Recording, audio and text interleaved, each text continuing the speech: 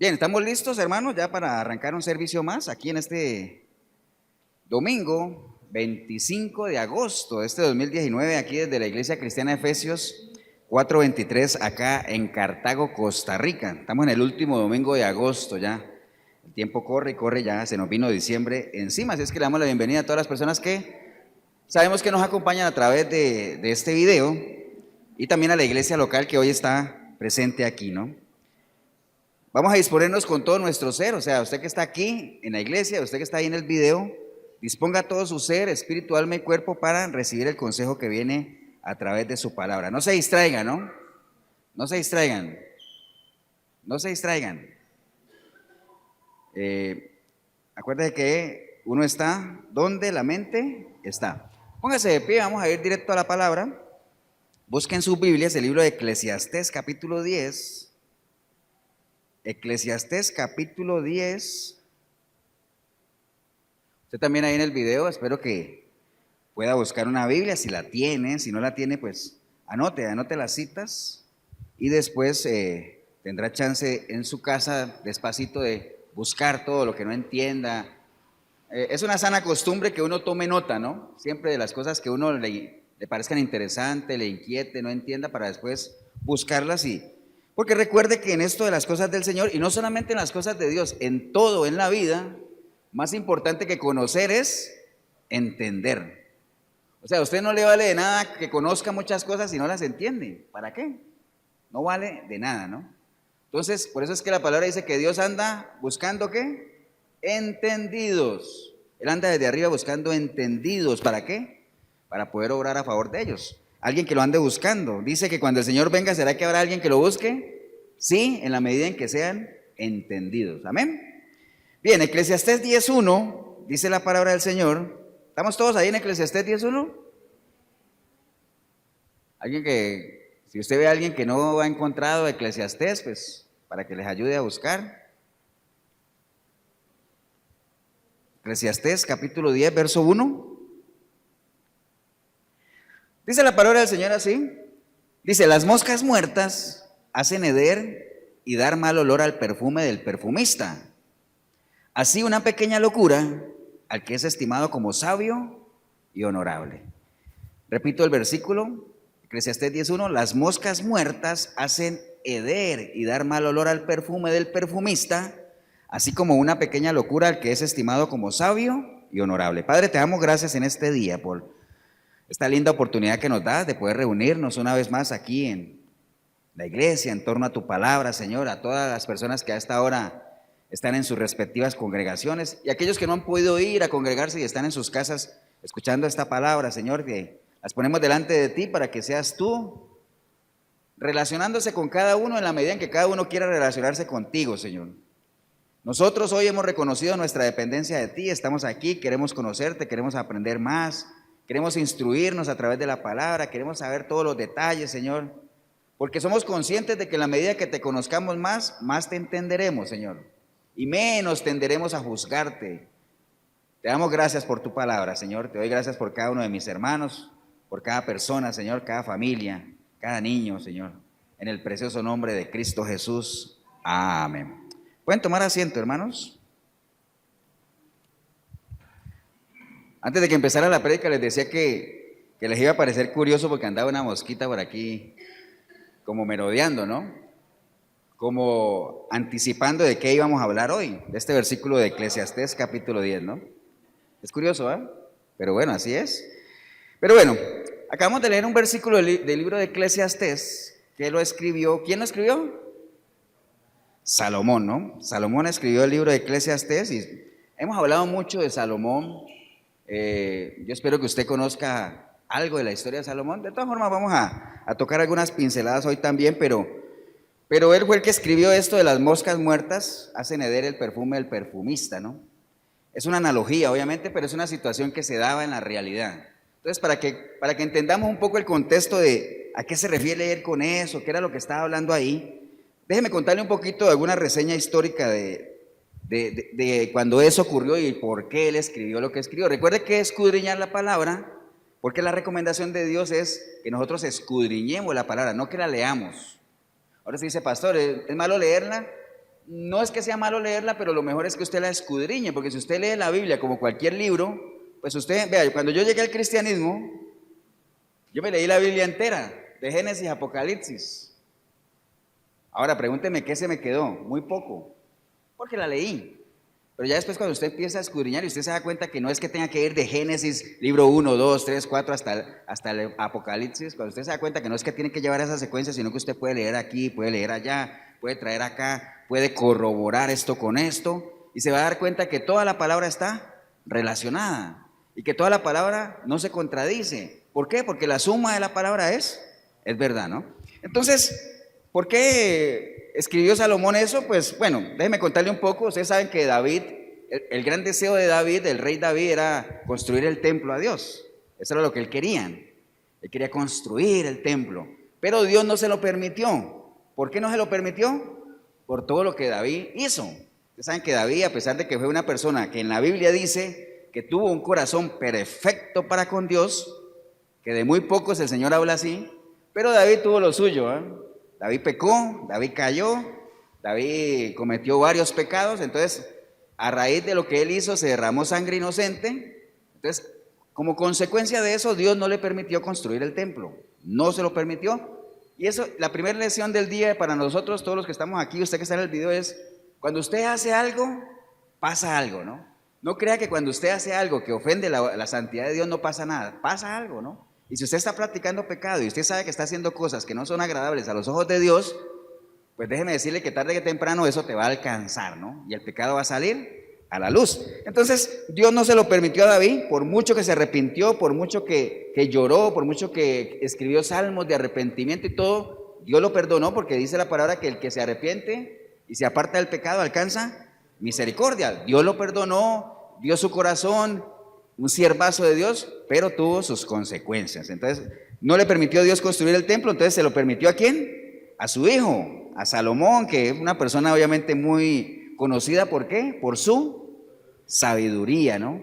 Si algo caracteriza a Salomón es la sabiduría. Entonces Salomón escribió el libro de Proverbios, la mayoría de los proverbios los escribió él, Cantar de los Cantares lo escribió él también, y el libro de Eclesiastés, al que muchos llaman el libro del predicador, así se le llama el libro de Eclesiastés, el libro del predicador. Bien, entonces ahí él fue encargado obviamente de construir el templo. Al final construyó un templo precioso, algo que se le llamaba la hermosura de Israel, así se le llamaba el templo. Usó oro, plata, mármol, la mejor madera, lo mejor que había. Inclusive cuando David quería construir el templo, a él hubo una persona que le dijo, ¿se acuerdan de ese pasaje que le dijo?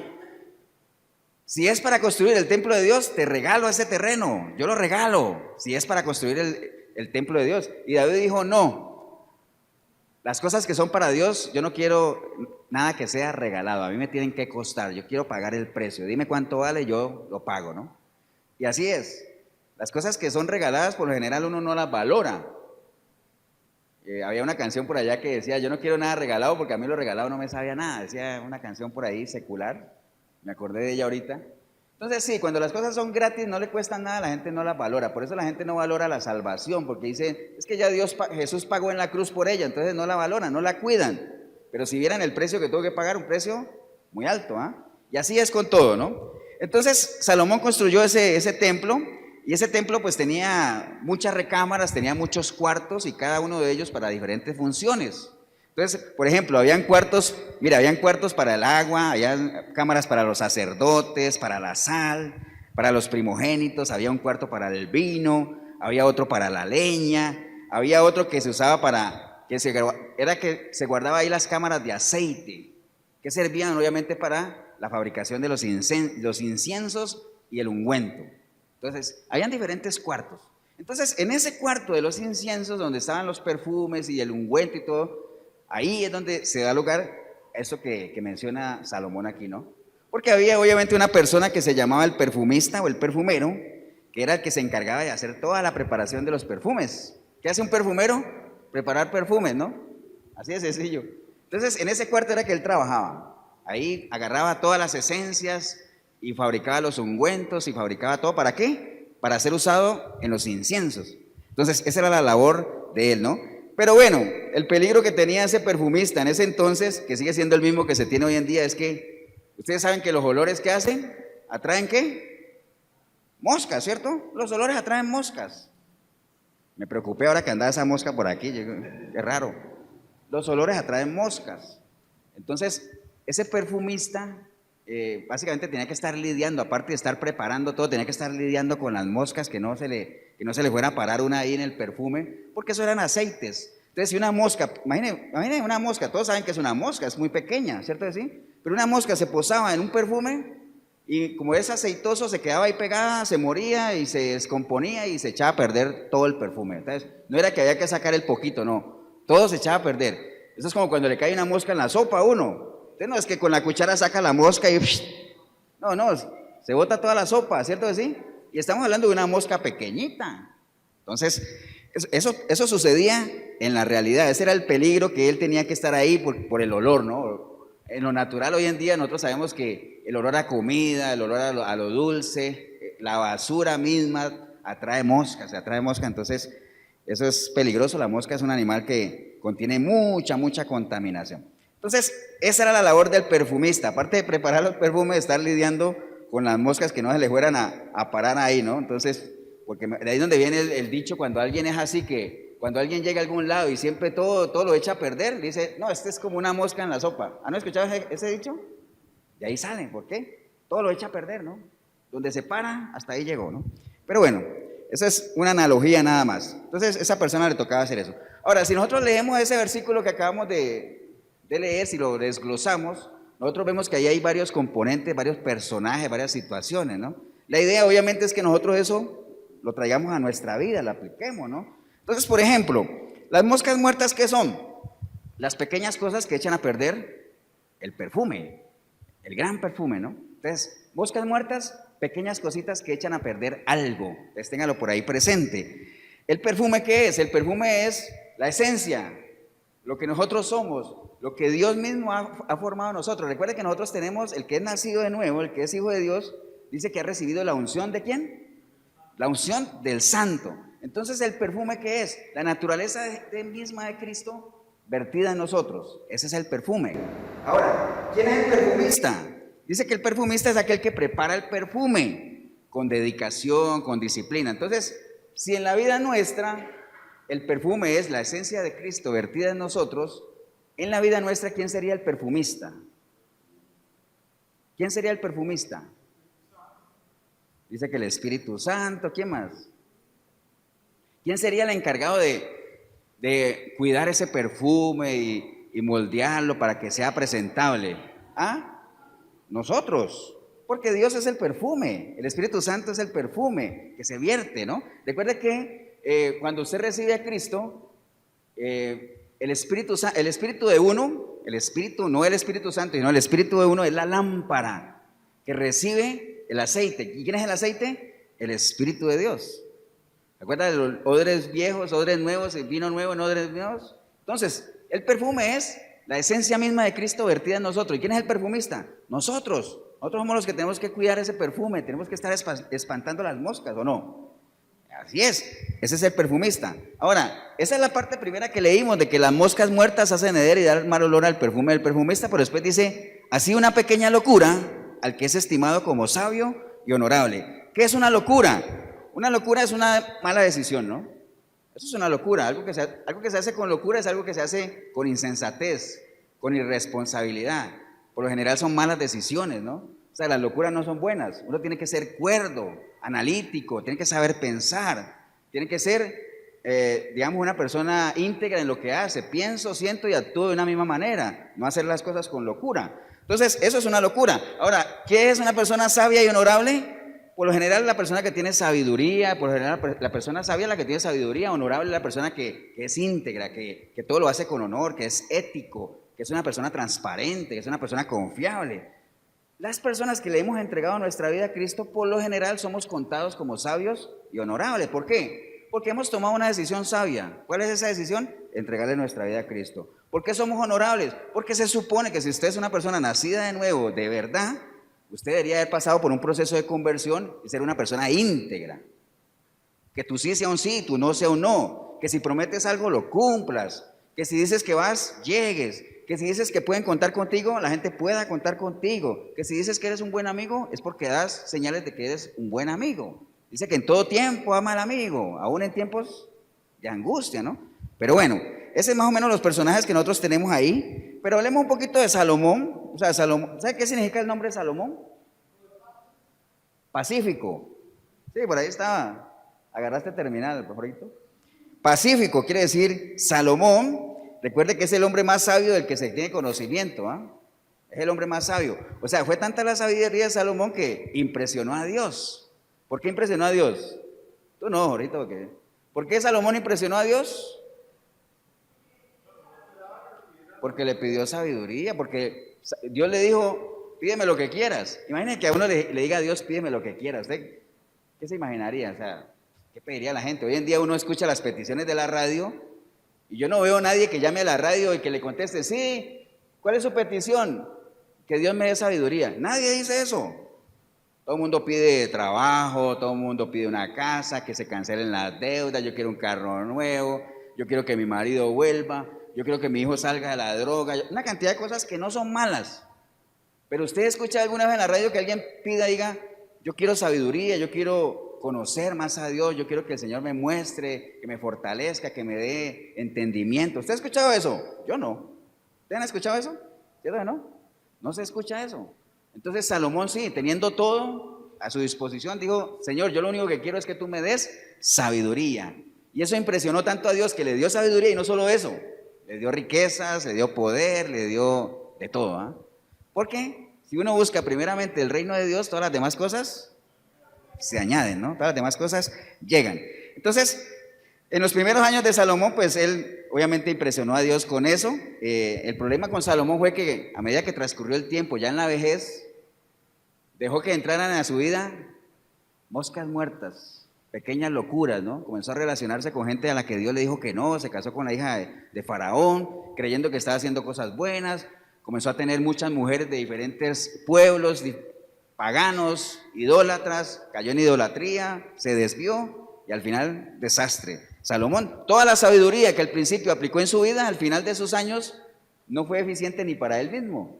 O sea, le falló aquello de lo cual más él tenía, ¿no?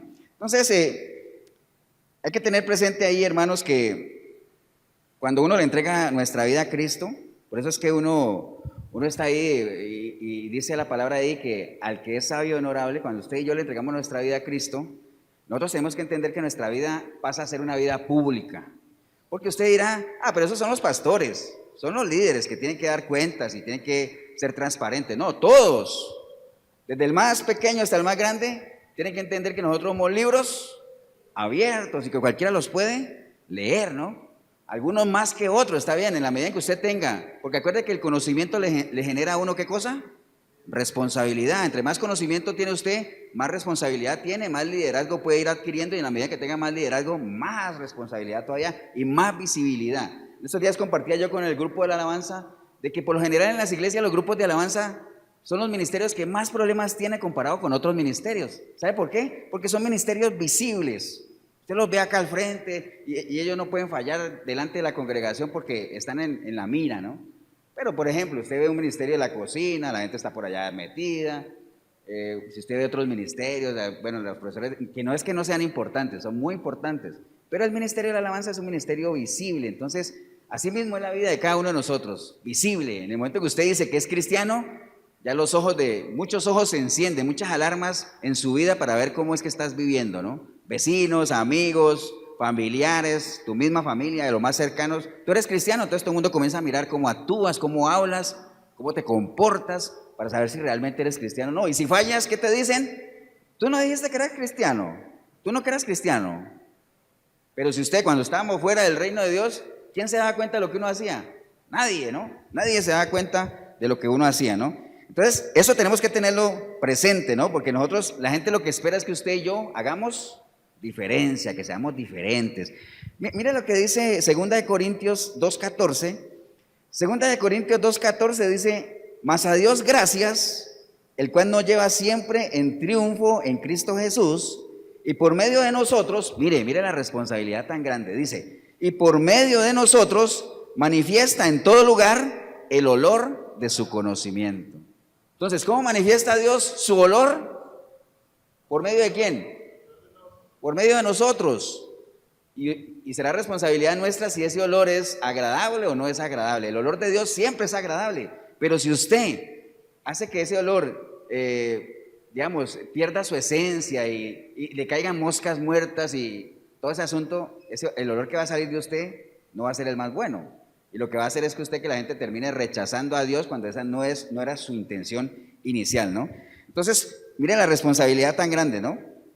Una mosca, una locura puede hacer que ese olor que el Señor manifiesta a través de nosotros, pues pierda su esencia, ¿no? En la Biblia, hermanos, hay muchos ejemplos. Recuerde que la palabra dice que en la multitud de consejeros, ahí está la sabiduría, ahí está la victoria, ¿no? Entonces, hay que apoyarse en las historias que tienen relación con eso para que usted, sacando consejo de aquí, usted tenga las herramientas para que pueda enfrentarse a lo que sea. Aquí está la respuesta de todo, ¿no? Entonces, en la Biblia hay muchos ejemplos de personas que dejaron que pequeñas locuras transformaran esa esencia y ya no sean lo que realmente Dios anhelaba, ¿no? Vamos a buscar alguno nada más. Segunda de Crónicas 26, si quiere anote nada más, no lo busque para que avancemos. En Segunda de Crónicas 26 hay una historia de un rey que se llamaba el rey Usías. Amén. Voy a leerles algunas cosas del rey Usías nada más para que usted tenga presente de que en la medida en que usted camine bien, Dios va a caminar con usted. Pero en la medida en que usted permita que pequeñas locuras, que moscas muertas aterricen en su perfume, recuerde que el perfume ¿qué es? La esencia que Cristo ha derramado en nosotros. Y nosotros somos los perfumistas, tenemos que estar ahí espantando, ¿no? Entonces el rey Usías, dice la palabra en 2 de Crónicas 26, dice, entonces todo el pueblo de Judá tomó a Usías, el cual tenía 16 años de edad, y lo pusieron por rey en lugar de Amasías sus padres. ¿Cuántos años tenía? 16 años. ¿Estaba muy joven o muy viejo? Estaba joven, ¿cierto? O bueno, uno podría decir, tenía la edad que tenía que tener. Bueno, decía, tan joven siendo rey. Bueno, había otro que subió, hay otro más joven todavía, que tenía 8 años cuando fue rey, ¿eh? Este tenía 16. Entonces, de 16 años lo pusieron en lugar de Amasías, su padre, ¿no? Dice el versículo 4, e hizo lo recto ante los ojos de Jehová, conforme a todas las cosas que había hecho Amasías, su padre. Entonces, recuerda que cuando subía un rey, en ese entonces, siempre había la duda de, ¿qué tal irá a salir? ¿Bueno o malo? Porque todos los reyes dicen, y este hizo lo bueno delante de Dios, y este otro hizo lo malo delante de Dios, y otro, ay, ¿cómo irá a salir? Lo mismo que pasa hoy en día, ¿no? Usted elige un presidente y usted dirá, ¿este irá a salir bueno o no? Y después de un tiempo se va a dar cuenta que hizo lo malo delante del pueblo, ¿no? Bueno, ese es otro tema. Entonces, esta persona hizo las cosas buenas delante de Dios, y dice, y persistió en buscar a Dios en los días de Zacarías, entendido en visiones de Dios, y en estos días en que buscó a Jehová, él lo prosperó. En los días en que él buscó a Jehová, dice que Dios lo prosperó. Recuerde que cuando la palabra habla de prosperar, no se refiere a que se llenó de plata, ¿no? La prosperidad bíblica, ¿qué tiene que ver? Tiene que ver con avanzar en el propósito de Dios, ¿no? Cuando usted avanza en el propósito de Dios, usted está prosperando, ¿no? No tiene nada que ver con lo que hoy enseñan de que prosperar es tener plata y plata. No, eso no tiene nada que ver. Ahora, si usted avanza en el propósito de Dios, es muy posible que en su vida las finanzas se organicen. Entonces usted pueda ver más orden en sus finanzas, pero no es que te vas a llenar de plata. Entonces, Dios lo prosperó.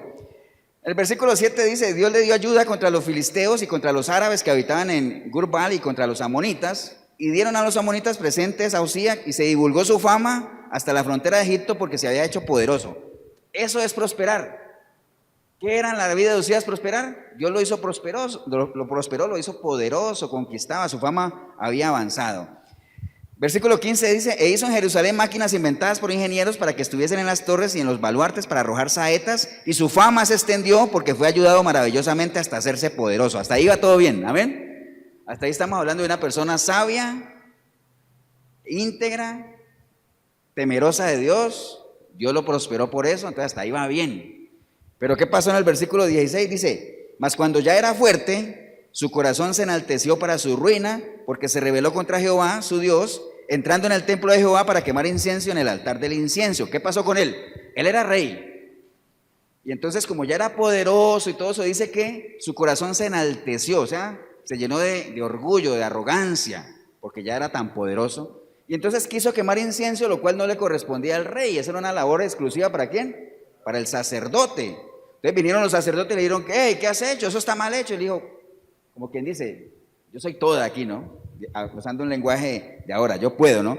Entonces el versículo 20 dice, y le miró el sumo sacerdote Azarías y todos los sacerdotes, y aquí la lepra estaba en su frente. Entonces, como hizo cosas que no debería haber hecho, como permitió que una pequeña locura viniera a su vida, como permitió que una mosquita se metiera ahí, una mosquita muerta y contaminara todo, se enalteció, entonces le cayó lepra. Porque recuerde, cuando usted hace cosas, algo pasa. Tal vez no le dé lepra, usted dirá, pastor, pues yo he pecado a veces y a mí no me da lepra. Puedes tener una lepra peor, que es una lepra espiritual, que se está carcomiendo tu conciencia, ¿no? Entonces le cayó lepra al hombre y entonces le hicieron salir apresuradamente de aquel lugar y él también se dio prisa en salir porque Jehová lo había herido. Así el rey Usías fue leproso hasta el día de su muerte y habitó leproso en una casa apartada, por lo cual fue excluido. Conclusión, el hombre estuvo bien hasta que ¿qué? Hasta que estuvo en integridad, hasta que estuvo en obediencia, hasta que se mantuvo, hasta que buscó al Señor y él lo prosperó. Pero una pequeña locura, se enalteció y perdió todo. Amén. Ese es un ejemplo.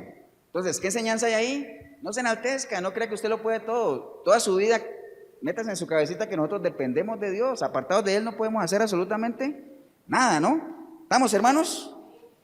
Ese es un ejemplo nada más. Mire, en número 12 hay otro ejemplo. En número 12, que le pasó a Aarón y a María, que eran hermanos de Moisés, ¿se acuerdan?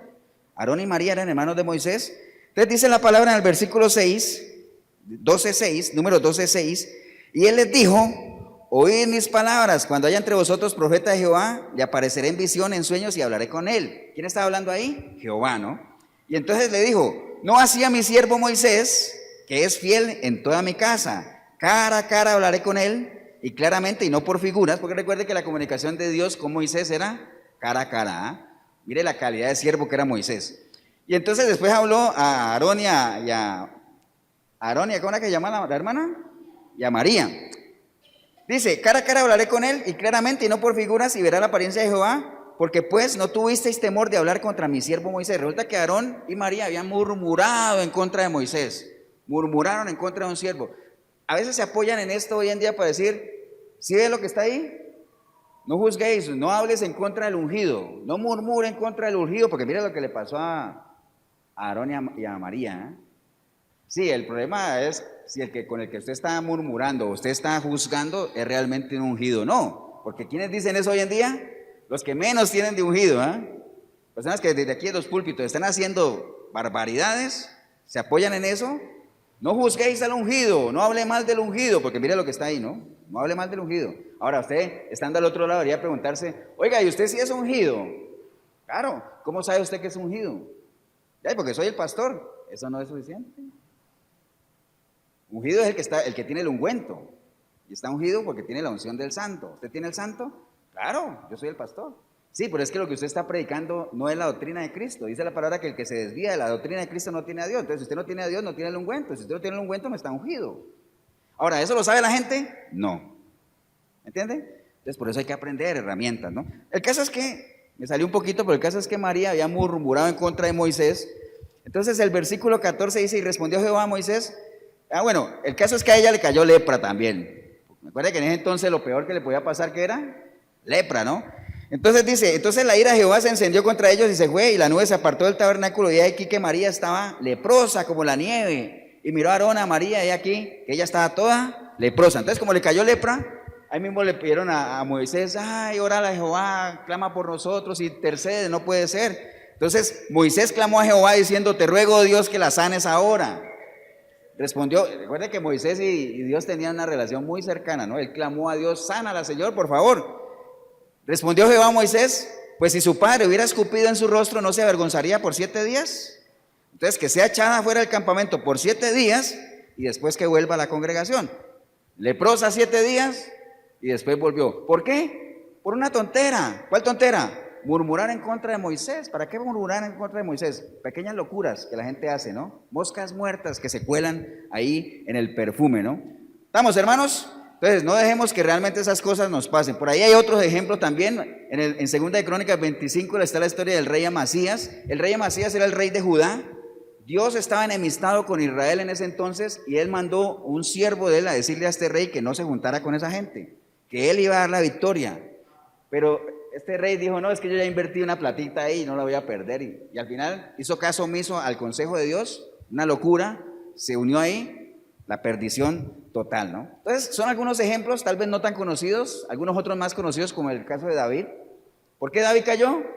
Por una pequeña locura, un pensamiento, ¿se acuerdan? Cuando vio a la mujer bañándose ahí empezó todo. Un pensamiento, una pequeña locura, una mosquita muerta.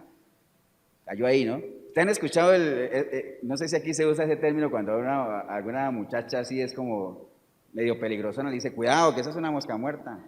¿Han escuchado eso? Yo pensé que solo en Colombia. Un saludo para la gente de Colombia. Ahora, ¿será malo? Es que cuando le hacen esa advertencia a uno, cuidado, cuídese de esa mosca, que le puede traer muchos problemas. Pero bueno, en el caso de David le pasó eso. Otros ejemplos rápidos, vean, el caso de Saúl, ¿se acuerdan? ¿Cuál fue la locura de Saúl? ¿Cuál fue la mosca muerta de Saúl? Tuvo temor del pueblo, desobedeció a Dios, le dijeron, ¿y por qué has desobedecido? Dice, el pueblo me presionó. Un rey grande, altote, con el respaldo de Dios y viene a dejar que esa mosca muerta entre en su perfume. El caso de Nabal, la insensatez de Nabal, ¿se acuerdan de Nabal? ¿Se acuerdan que Nabal fue que David mandó un ejército a que esta gente le diera ayuda y todo eso? Y él dijo, no, yo aquí no le voy a ayudar a nadie. Entonces la gente fue y le contó a David y dijo, sí, con que sí, entonces mandémosle un ejército que los destruya. Entonces la esposa de él fue y preparó unos alimentos y fue y habló con David y le dijo, perdona a mi esposo, es que mi esposo yo no sé qué, bueno, y al final lo perdonó.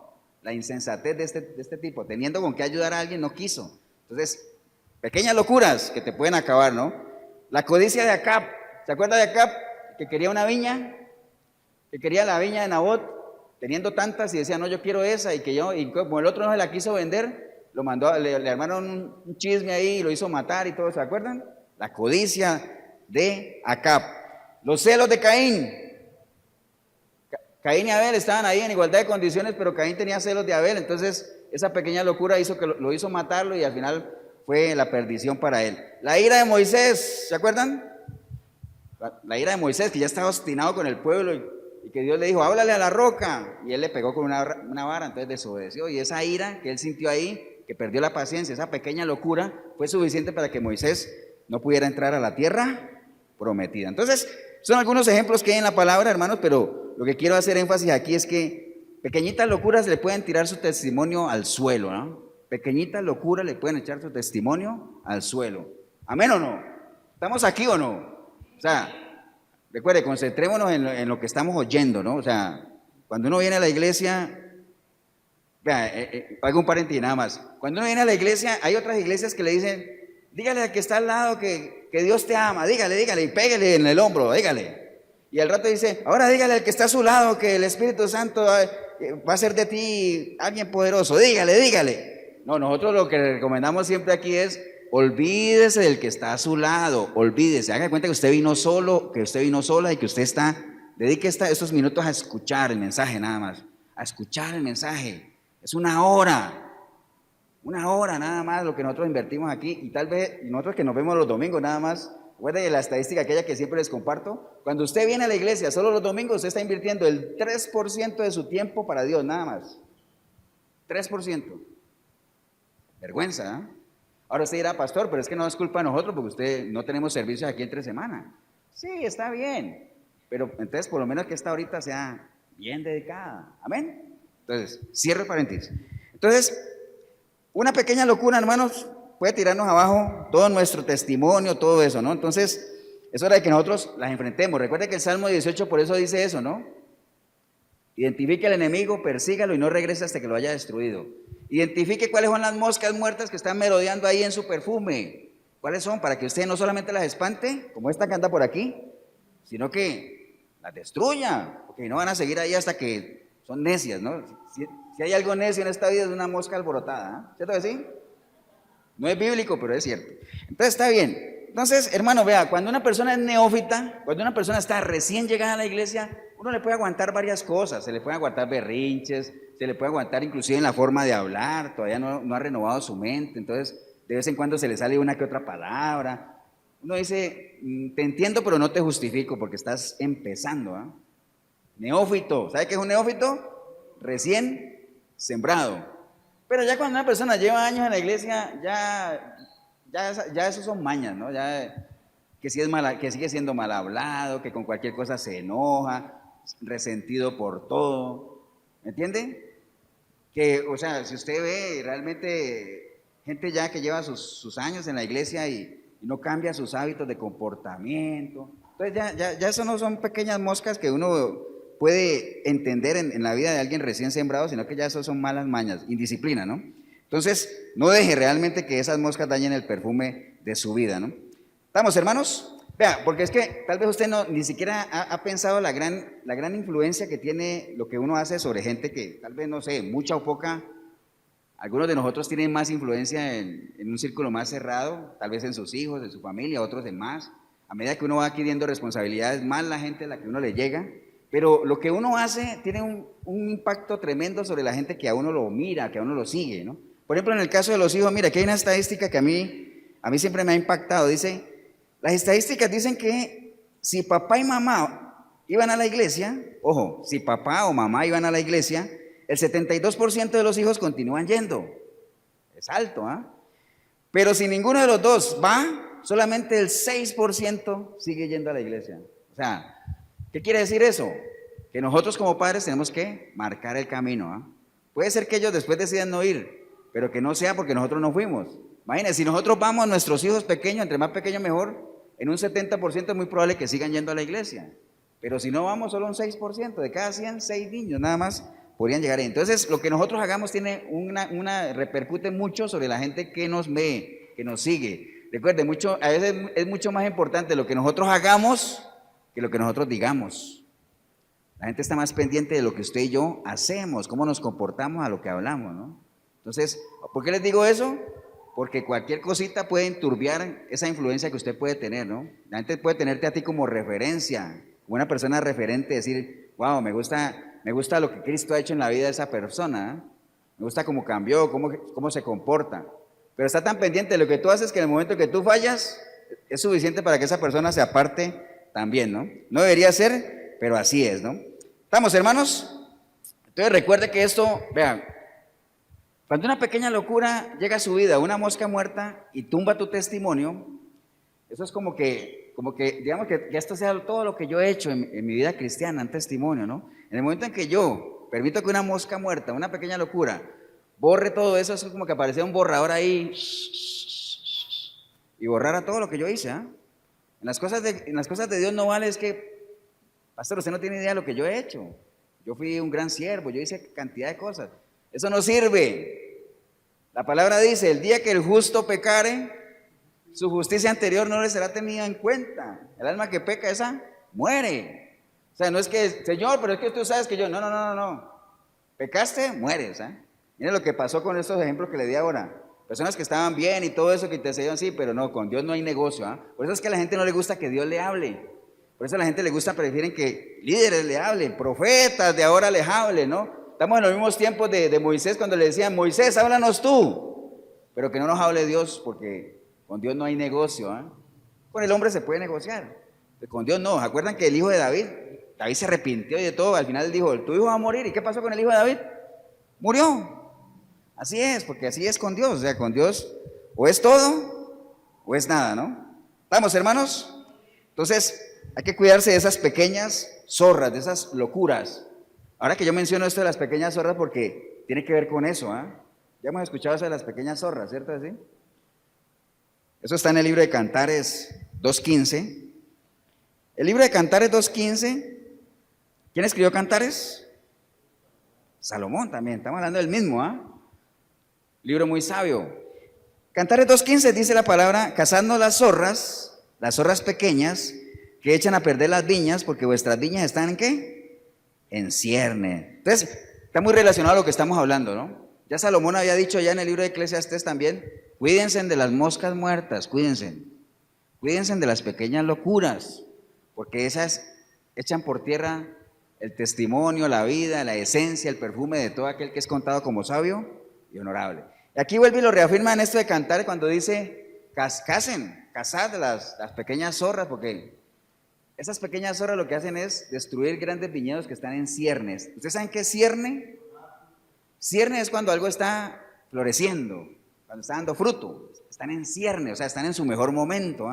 Ahí es donde aparecen las pequeñas zorras, ¿no? No sé si han oído hablar de las zorras pequeñas, pero las zorras en lo natural, todos saben que es un zorro, ¿no? Una zorra. Todos saben que hay zorras grandes y hay zorras pequeñitas. Entonces, las zorras son animales muy pequeños que se meten en los viñedos y se comen los frutos y echan a perder toda la cosecha. Ahora, ¿por qué son más peligrosas en lo natural? No, ahorita vamos a hablar en lo espiritual. ¿Por qué en lo natural, en los viñedos, son más peligrosas las zorras pequeñas que las grandes? Porque es que las zorras pequeñas, ellas se quieren comer el fruto, ¿cierto que sí? Pero como son pequeñas no alcanzan el fruto, entonces se tienen que subir a la mata, se tienen que subir al arbolito y al subirse lo quiebran y se comen el fruto. Pero las zorras grandes no, como las zorras grandes llegan y alcanzan y se comen el fruto nada más y se van, pero no dañan la mata. Pero las zorras pequeñas hacen doble daño, se comen el fruto y aparte quiebran la planta o la mata, ¿no?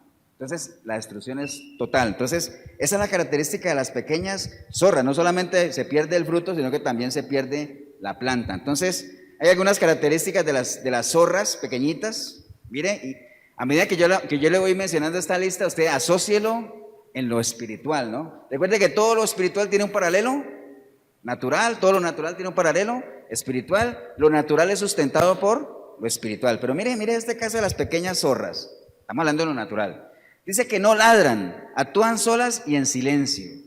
Así son las zorras pequeñas, las que se meten al viñedo, ya no hacen ruido. Cuando uno menos piensa, ya se meten y hacen el daño. En el plano espiritual es lo mismo, ¿no? Hay cosas pequeñas que usted no les presta importancia, se van carcomiendo todo en silencio, ¿no? Así, eso es como un cáncer que va carcomiendo ahí, usted no se da cuenta y cuando usted menos piensa ya se le comió todo, ¿no? Esa tiene esa característica de las pequeñas zorras. Dice que se adaptan a todo tipo de clima. O sea, usted puede ver pequeñas zorras en la nieve y usted puede ver pequeñas zorras en el desierto. O sea, se adaptan a todo. Entonces, en el plano espiritual es lo mismo. No crea que solamente en algunas áreas de su vida usted debe cuidarse de las pequeñas zorras. No, usted tiene que cuidarse en todas las áreas, en todos los rincones de su vida, porque en cualquier lado tienen cabida, ¿no? Dice que siempre operan en la noche y nunca se dejan ver en el día. Así es, generalmente cuando usted está permitiendo que esas cosas entren a su vida, por lo general son cosas que se maquinan de noche. Dice que el ser humano maquina de noche y ejecuta de día, ¿no? Estas pequeñas zorras solamente trabajan de noche. Las cosas que no son buenas para la vida de uno, por lo general no están expuestas a la luz, siempre actúan en oscuridad, ¿no? Por eso es que dice que cuando uno está en pecado, uno es trasladado de un reino de las tinieblas, ¿a dónde? ¿A un reino de qué? De luz. Ese es el cambio que tiene que haber. Las pequeñas zorras trabajan en la oscuridad, en la noche, cosas que no salen a la luz, ¿no? Dice aquí también que las pequeñas zorras atacan los brotes de las flores, o sea, cuando las cosas están mejor, cuando usted cree que está surgiendo, trascendiendo, floreciendo, ahí es donde atacan. Destruyen las raíces, porque ellas así escarban todo y todo eso, destruyen todo, ¿eh? En el caso de estas pequeñas zorras, pero ya asociadas a la parte espiritual, lo que tienden a consumir son las raíces, los fundamentos suyos, la forma de pensar. Recuerda que nosotros estamos en una guerra. ¿Estamos en una guerra qué? Espiritual. Entonces, ¿es una guerra de qué? De conceptos. Aquí no es, como dice la palabra, ni contra carne ni sangre. No, aquí es cuestión de fe. ¿Creo o no creo? Por eso es que la palabra dice, ¿qué sería del justo si fueran destruidos sus fundamentos, sus raíces, su sustento? Mire, este edificio que está aquí, ¿qué sería este edificio si por debajo comenzara alguien a tumbar las bases? Llega un momento en que se va a caer, porque es lo que sostiene. Lo que vemos de este edificio está sostenido por lo que no vemos, que son los pilares, las bases. Lo que yo veo de cada uno de ustedes, o de usted en el video, o de mí mismo, lo que se ve está sustentado ¿por qué? Por lo que no se ve. ¿Dónde está lo que no se ve? Aquí en la mente, ¿eh? Aquí están los fundamentos. Entonces, pero esas pequeñas zorras lo que hacen es carcomer todas las raíces, los fundamentos, ¿no? Se meten por cualquier agujerito.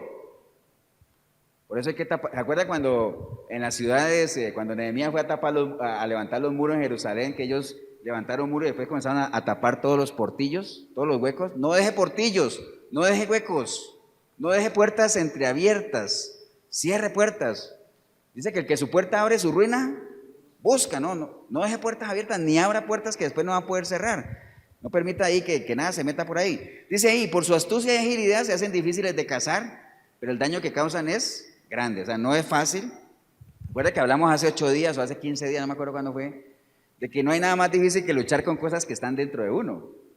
¿Por qué? Porque es muy difícil verlas, porque dice, ¿quién reconocerá sus propios errores? Nadie, ¿no? Es muy fácil ver el error de los demás. Wow, esta persona es esto, esta persona es aquello, pero vérselo de uno mismo es bien, bien complicado, ¿no? ¿Acuerdan lo de señalar? Cuando usted señala a alguien, recuerde, usted está señalando a alguien con un dedo, pero hay 3 dedos señalándote a ti, ¿no? Y hay uno que está señalando para arriba, indicando que hay alguien que todo lo está viendo, ¿no? Entonces, qué fácil es señalar, pero qué difícil es reconocer que nosotros también podemos estar cayendo en eso mismo, ¿no? ¿Estamos, hermanos?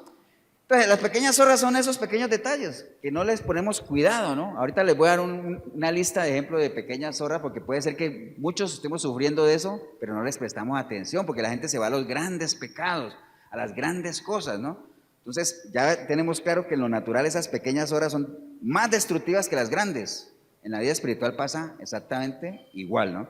Entonces, hay que tener mucho cuidado de esos pequeños detalles. ¿Ustedes se acuerdan una vez que les conté una analogía o una historia de un atleta que salió a recorrer el país y todo eso? No sé si se acuerdan, pero si no se acuerdan se lo vuelvo a decir. Que había un atleta que salió a recorrer todo el país. Varios días duró corriendo, de día y noche, lluvia, sol, y al final terminó. Y vinieron a entrevistarlo y le dijeron, oiga, ¿qué fue lo más difícil para usted en todo ese recorrido? Y él decía, bueno, para mí lo más difícil, ¿sabe qué fue? Para mí lo más difícil fue las piedritas que se me metían en los zapatos. O sea, wow, las piedritas después de recibir lluvia, noche tras noche, esquivar carro y todo eso, ¿eso era lo más difícil? Eso era lo más difícil para mí. Pequeñas cosas, bien incómodas, a las cuales la gente no le pone cuidado, pero que son tremendamente destructivas. Por eso la gente, a veces usted suele escuchar como cosas decir, es que un traguito no hace daño. Mira, hoy en día hay muchas iglesias donde son muy permisivas con eso. El cristianismo hoy en día, en su mayoría, es permisivo con eso. Una cervecita no hace daño, un traguito no hace daño. Pero pregúntele a los grandes borrachos o personas que han tenido una desgracia en su vida por el alcoholismo, ¿cómo empezaron? Con un traguito, una cervecita. Entonces, pequeñas zorras, ¿no? Una bailadita no hace daño, hombre. Una mentirita de vez en cuando, y si es blanca, como si Dios fuera racista, ¿no? Mentira, no hay mentiras blancas ni negras, la mentira es mentira. Y si usted empieza con una mentirita, se va a convertir tarde que temprano en un gran mentiroso, ¿eh? Entonces, hay que tener mucho cuidado con eso. Dice la palabra, hermanos, en 1 Corintios 5:6, dice, ¿no sabéis que un poco de levadura, qué? Leuda toda la masa. ¿Se acuerdan que alguna vez hablamos de tema, casi una prédica completa de lo que era la levadura ¿qué es leudar? Contaminar, ¿no? ¿Leudar qué es? Contaminar. Un poquito de levadura leuda toda la masa, así como el pecado es pequeñito y todo, cosas pequeñas y después comienzan a expandirse, ¿no? Usted comienza con una mentira, al otro día tienes que inventarte otra mentira que respalde la mentira anterior, entonces tienes que acordarte lo que dijiste el día pasado para poder ir en línea, y al otro día tienes que acordarte lo que dijiste los 2 días anteriores, entonces esto se va volviendo como una bola de nieve, ¿no? Entonces, leuda todo, ¿no? Leuda toda la masa, ¿no? Pero ¿cuáles podrían ser algunas pequeñas zorras, hermanos, que nosotros tenemos que cuidar en nuestra vida espiritual? Mire esta lista, esta es una listita nada más pequeña, pero usted, a medida que yo la voy diciendo, usted va diciendo si sí o no. La incredulidad, la duda, la rebeldía en cosas pequeñas, la soberbia. Wow, la soberbia es la raíz de muchísimos pecados, ¿eh? La soberbia, o sea, el creerse que uno ya lo sabe todo, creer que uno ya es todo, que uno no necesita de nadie. La soberbia, ¿no? La dureza de corazón. La dureza de corazón es tan delicada que por eso el Señor dijo, yo les voy a quitar ese corazón a ustedes y les voy a dar un corazón de carne, ¿no? Porque ese corazón duro no les sirve. Ese corazón duro no les sirve. Usted necesita un corazón sensible, un corazón donde la palabra de Él tenga cabida, ¿no? Amén. De la dureza de corazón es algo. Ahora usted dirá, pastor, ¿y cómo sé yo que soy duro de corazón? Pues eres una persona que realmente cabes ahí donde dice que cuando la palabra se tira como la semilla, dice que cae como cuando cae en el... Mire, yo tiro una semilla aquí, me volvería loco esperando que esa semilla germine, ¿no? O eche raíces. ¿Por qué? Porque es una superficie dura. Entonces, si usted tiene un corazón que realmente no es asequible, insensible, poca misericordia, poco perdón, poco amor, usted tiene dureza de corazón, ¿no?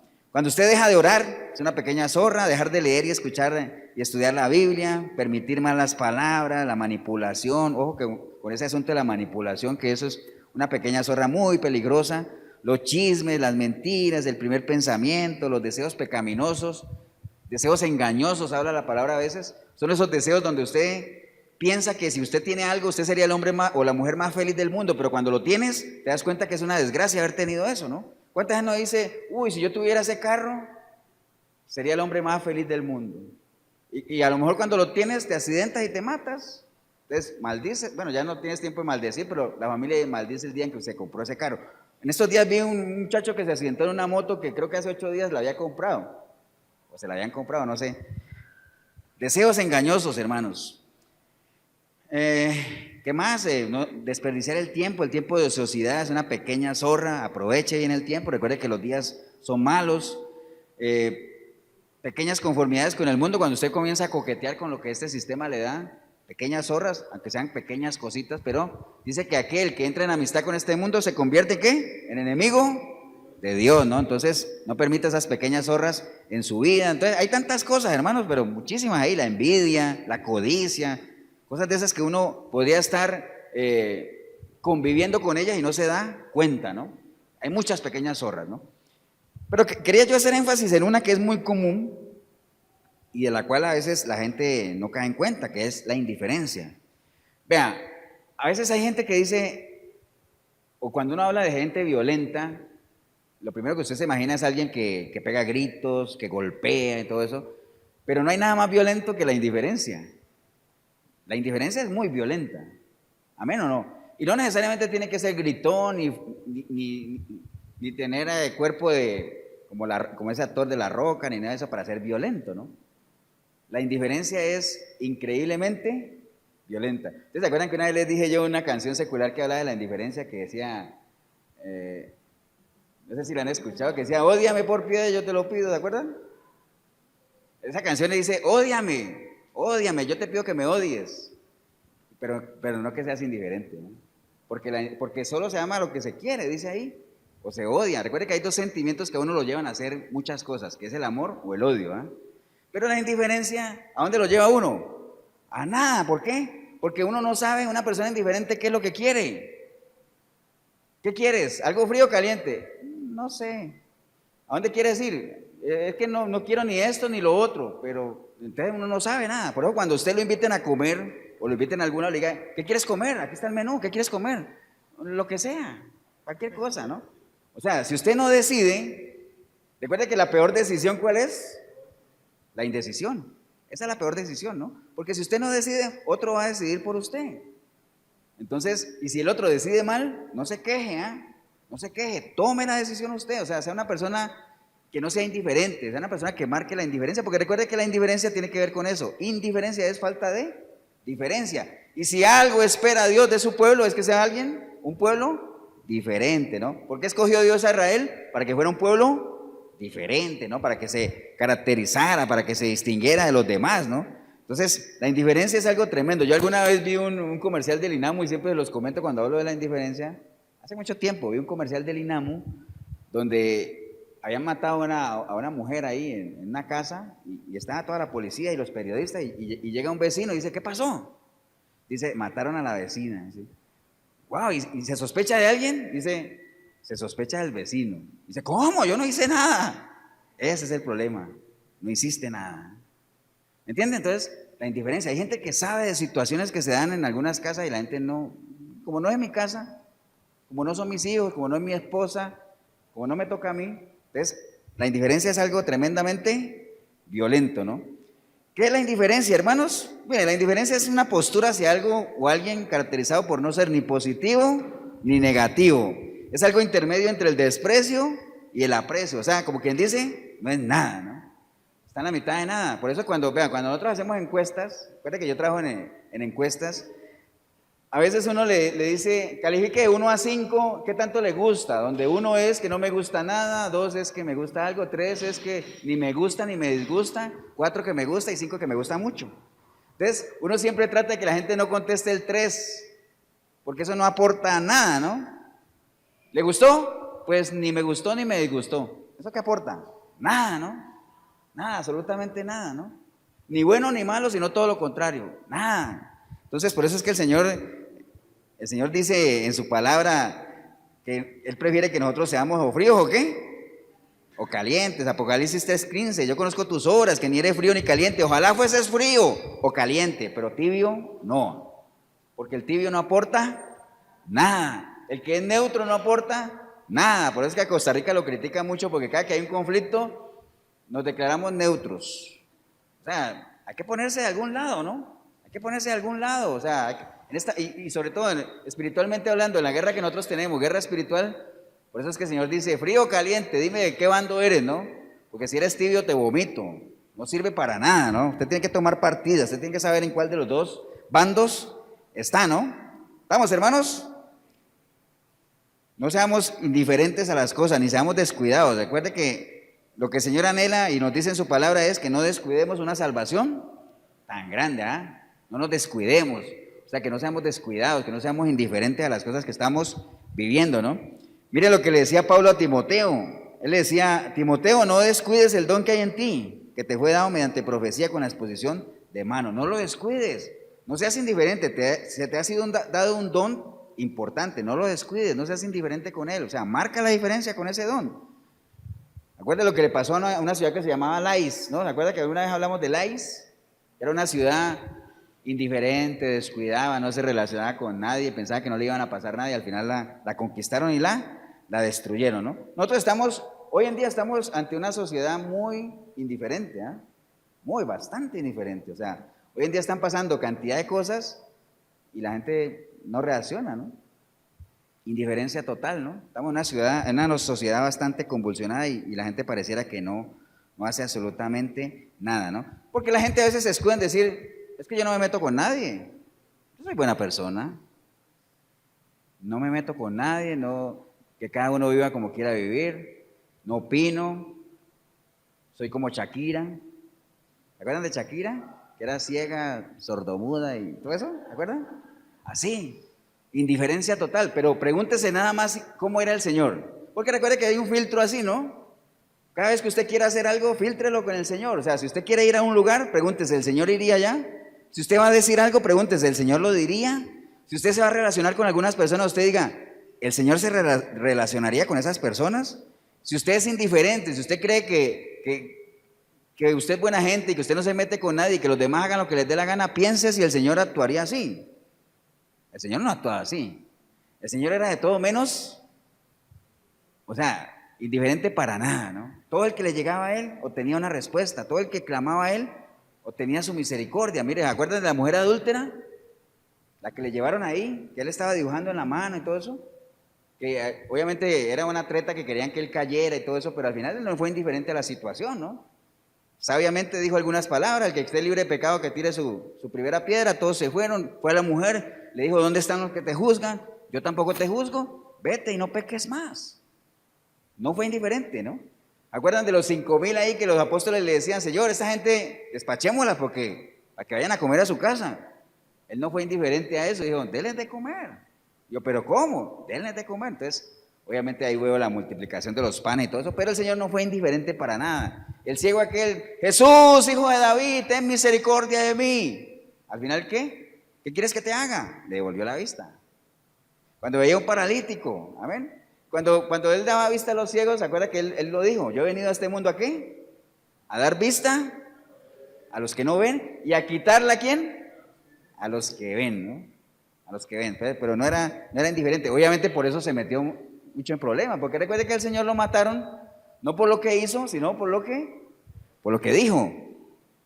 No por lo que hizo, sino por lo que dijo, ¿no? Porque Él no era indiferente. O sea, cuando llegó al templo, ¿se acuerda? Es que llegó ahí, hijos vendedores ahí, todo eso, indiferente, no. Sacó su faja y se hizo respetar, ¿no? Entonces, realmente el Señor no fue para nada indiferente. Entonces, lo que el Señor anhela de nosotros es que tampoco seamos indiferentes, que marquemos la diferencia. Por eso es que en el Sermón del Monte, la parte final del sermón dice que nosotros somos ¿qué? La sal del mundo. Vosotros sois la sal del mundo. No dijo ustedes fueron, ni tampoco dijo ustedes serán. Ustedes sois, o sea, es un eterno presente. Nosotros somos la sal de la tierra y la luz del mundo, la sal y la luz. Si hay algo que marca diferencia en esta vida es la sal y la luz. O sea, usted se da cuenta cuando algo no tiene sal, ¿cierto que sí? Y usted se da cuenta, obviamente, si está en oscuridad y se prende una luz, inmediatamente se da cuenta. Por más pequeña que sea la luz en un cuarto oscuro, llama la atención, ¿o no? Así es, por eso es que dice, las cosas que llaman la atención, que han sido llamadas a marcar la diferencia, no se esconden, se muestran, ¿no? Pero hay un detalle ahí con el tema de la sal, que no es el tema, pero la sal puede perder su sabor. ¿Qué pasa si la sal pierde su sabor? ¿Ah? ¿Y cómo se relaciona eso de que la sal pierde su sabor con lo que estamos hablando de las moscas? O sea, si usted deja que la sal pierda su sabor, ¿se acuerda que si nosotros somos la sal del mundo, la sal de la tierra, y si nosotros perdemos nuestro sabor es porque hemos dejado que ¿qué? Que alguna mosca muerta venga, contamine y eche a perder el perfume. Recuerde que Dios manifiesta su aroma por medio de nuestra vida, ¿no? Por medio de nosotros, ¿no? Y la sal que pierde su sabor no sirve para nada, sirve nada más para ser echada en los caminos para que sea hollada, o sea, para que sea pisada. Entonces la gente de tanto pisarla lo que hace es marcar el camino, nada más. Esa no es la función principal de la sal, ¿no? La sal tiene muchísimas funciones. Algún día esto le retomamos. 14,000 usos se le dan a la sal. Un día esto les traigo esos 14,000 para que lo miremos. Pero bueno, ese es otro tema. Pero la sal puede perder su sabor, ¿no? Entonces, no permitamos que nada haga perder nuestra esencia, nuestro sabor. ¿Qué debemos hacer, hermanos? No apaguemos el fuego que hay en nosotros. Dice, aviva, Señor, el fuego que hay en mí, avívalo. No permita que se le apague nada, no permita que se le vaya el aroma, no permita que se le pierda el perfume. Aviva, más bien avive eso. O sea, que el perfume cada vez salga más, ¿no? Recuerde que nosotros, si algo caracteriza a la sal nada más, ahora que mencioné la sal, es que la sal hace que a uno le dé sed, ¿cierto? ¿Sí? Cuando usted se come algo salado, le da sed. Entonces, si usted es la sal de Cristo, haga que los demás, generen los demás sed de Cristo, que los demás tengan sed de eso que usted tiene, ¿no? Uno de los tantos frutos, ¿perdón? Sí, sed de Dios, sed de Cristo, es lo mismo, ¿no? Entonces, no haga que la sal pierda su sabor, no avive el fuego que hay en usted, vuelva a la amistad con Dios, vuelva al primer amor, recuerde, volvamos a la senda antigua, ¿no? Hacer las cosas que antes nos hacían. Cuando uno hace cosas para Dios, por eso es que a veces dicen que todo lo que yo estoy haciendo suba ante Dios, ¿con qué? Con olor fragante, ¿no? Con buen olor, porque somos el aroma de Cristo, ¿no? Amén o no, hermanos. Entonces no se descuide, recuerde que el enemigo, dice la palabra que el enemigo anda como ¿qué? Como león rugiente, ¿no? Buscando a quién, devorar, ¿no? Como león rugiente, ¿no?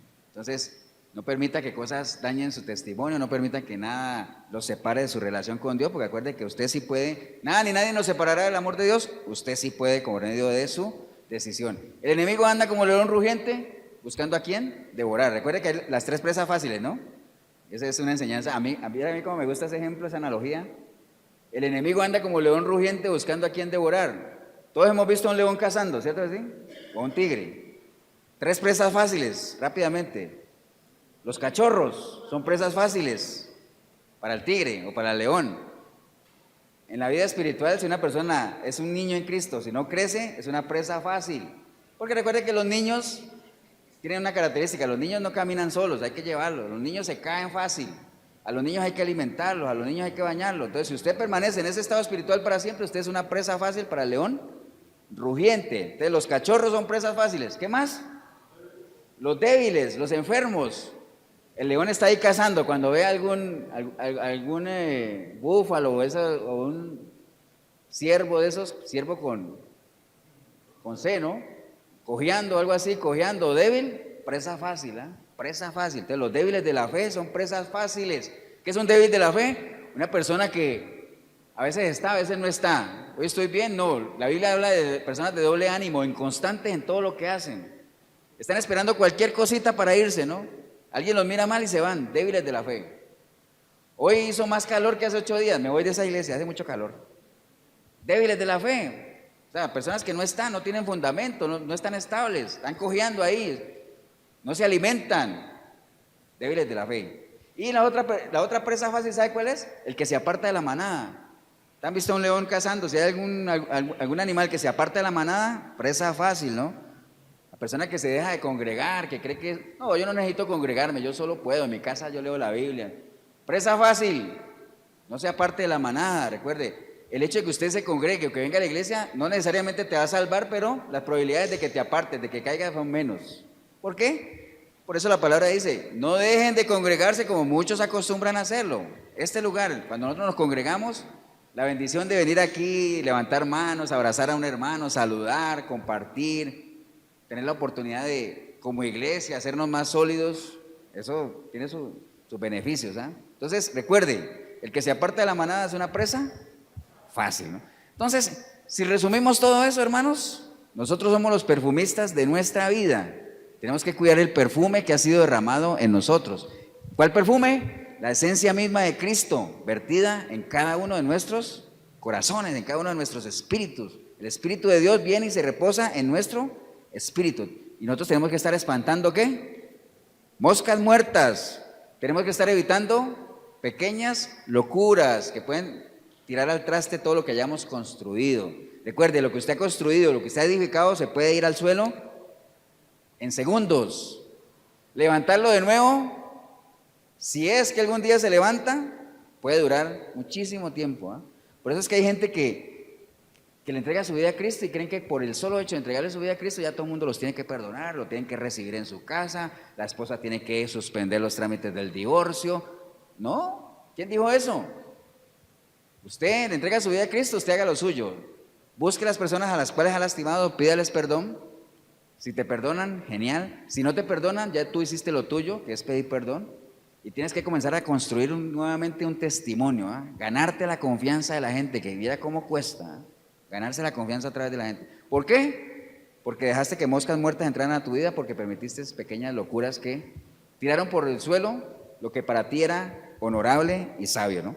Póngase de pie, vamos a darle gracias a Dios. Padre, te damos gracias en este día, Señor, por la oportunidad que nos has dado hoy de reflexionar en torno a un tema que a veces no le damos mucha importancia porque ahí estamos más pendientes de grandes cosas, grandes peligros, grandes obras, grandes pecados, pero sabemos que hay cositas pequeñas que van carcomiendo la relación, ¿no? Van minando, poco a poco, poco a poco. ¿Cómo llegó Lot a Sodoma? Poco a poco, ¿ah? Poco a poco. ¿Cómo llega uno a ser un gran pecador? Poco a poco, ¿ah? Poco a poco. Pequeñas zorras, moscas muertas, pequeñas locuras. No permita eso en su vida, así es que esté pendiente, esté alerta nada más. Por eso es que el Señor en su palabra insiste mucho, velad, no os descuiden, no se descuiden, o sea, estén atentos, ¿no? Santifíquense. ¿Qué es santificarse? Apartarse, ¿no? Consagrarse más a Dios, ¿no? Santifíquense para que Él pueda hacer maravillas en nuestras vidas. Te damos gracias, Padre, porque hoy hemos entendido que tenemos que cuidarnos de más, inclusive de esas pequeñas cositas, Señor.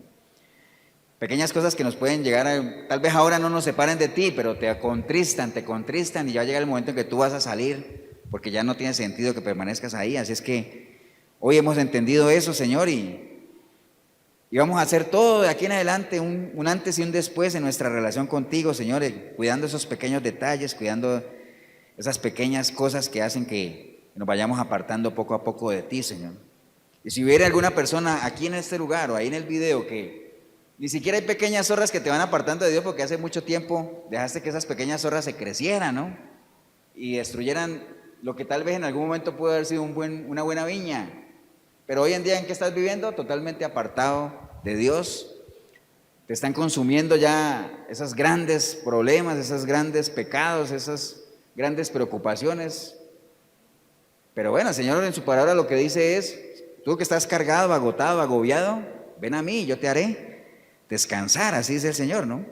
Así es que si ese es el caso suyo, no dilate más su decisión, ahí donde está, dígale al Señor Jesús, Señor Jesús, en este día escuché tu palabra, Señor, y me has dejado claro de que en su momento descuidé pequeñas cosas que hoy me tienen apartado de ti, Señor, sufriendo las consecuencias de no tener tu cobertura, Señor, de saber que estoy viviendo con mis propias fuerzas, que estoy luchando con mis propias fuerzas, Señor, y que lo único que he logrado hasta ahora es lastimar gente, Señor, y que también a mí me lastimen, Señor. Mentir y que me mientan, apartar de mi lado personas que yo digo amar. Qué curioso, las personas a las que yo digo que amo son las que cada vez aparto más por medio de mis decisiones, Señor. Pero no más, Señor, estoy cansado de esta vida loca y desenfrenada. Y por eso en este día yo clamo a ti, Señor, arrepentido, arrepentida como nunca antes, Señor, para que tu preciosa sangre me limpie, Señor, de todo pecado. Y tu Santo Espíritu pueda venir a mí, Señor, y hacer de mí una nueva criatura, Señor. Y que a partir de hoy yo pueda buscarte a través de tu palabra para conocerte, Señor, y que esa relación que hoy estamos empezando, ya sea por primera vez o nuevamente, Señor, sea una relación que se caracterice primeramente por la transparencia, Señor. Genuinamente me arrepiento hoy, Señor. Y yo sé que si genuino es mi arrepentimiento, genuino es tu perdón, Señor. Genuino es mi nuevo nacimiento. Y a partir de hoy yo pueda, Señor, comenzar a crecer en ti, a crecer en tu palabra, Señor. Y que a medida que te vaya conociendo, yo te voy a ir amando, Señor. Y sé que algún día voy a llegar a ser el siervo que tú anhelas que yo sea, Señor. Servirte con integridad, Señor, con transparencia, pero sobre todo con amor, Señor, que es lo más importante. Bendigo yo el momento que decidí venir a este lugar a ver este video, porque empecé a verlo sin ti, pero te estoy recibiendo ahora como mi único y suficiente Salvador, Señor. Te doy gracias en el precioso nombre de Cristo Jesús. Amén y amén. Damos un aplauso, hermanos.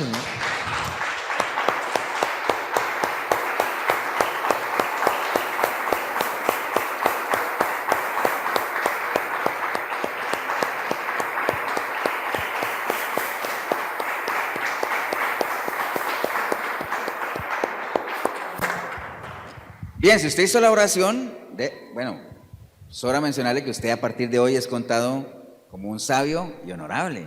Una persona sabia porque has actuado con sabiduría y honorable porque obviamente a partir de hoy se espera que la integridad sea lo que sobresalga en tu vida, tu transparencia, que seas una persona de verdad, que empieces a esforzarte, ¿no? Pero eso solamente lo vas a poder reflejar en la medida en que crezcas en la palabra, ¿no? Y para eso solo no vas a poder, o sea, tú puedes leer algunos versículos, algunos libros, a veces le aconsejan a uno, pastor, yo arranqué hoy, ¿qué tengo que hacer? ¿Qué leo? O sea, ¿por dónde empiezo? Empieza leyendo los evangelios para que conozcas a la persona de Jesucristo. A medida que lees los evangelios, léete el libro de Proverbios, que es enseñanza pura, los salmos, evangelios, proverbios, salmos. Cuando tú ya conozcas toda la historia de Jesucristo, que Él murió, resucitó y subió al cielo, tú puedes ir al libro de Génesis para ver cómo empezó todo, ¿no? Pero a medida que estás en el libro de Génesis, también puedes ir al libro de Hechos para que tú sepas qué pasó después de que Jesús subió al cielo. Murió y resucitó y subió al cielo. ¿Qué pasó después? ¿Cómo surgió la iglesia primitiva, las primeras iglesias, los apóstoles, todo eso? Y ahí vas a ir formando toda la historia, ¿no? Pero no leyendo, sino escudriñando, ¿no? Que tú entiendas realmente cuando está escrito algo, quién lo dijo, para qué lo dijo, qué buscaba el Señor con lo que dijo, a quién se lo dijo, ¿no? Y cómo se aplica eso a mí, vida, eso es lo más importante, ¿no? Y bueno, en ese proceso, pues lo más probable es que necesites ayuda y si en algo te podemos ayudar, la iglesia Efesios 4:23 que está aquí en Cartago, costado norte de Las Ruinas. Estamos aquí en el Centro Comercial El Dorado. Todos los domingos, 9:30 de la mañana, estamos aquí. Costado norte de Las Ruinas, Centro Comercial El Dorado, domingos, 9:30 de la mañana. Teléfono mío, 8772-5957, Pastor Eber Molina, si en algo yo también les puedo ayudar. Que el Señor los bendiga, un abrazo. Nos vemos en una próxima oportunidad.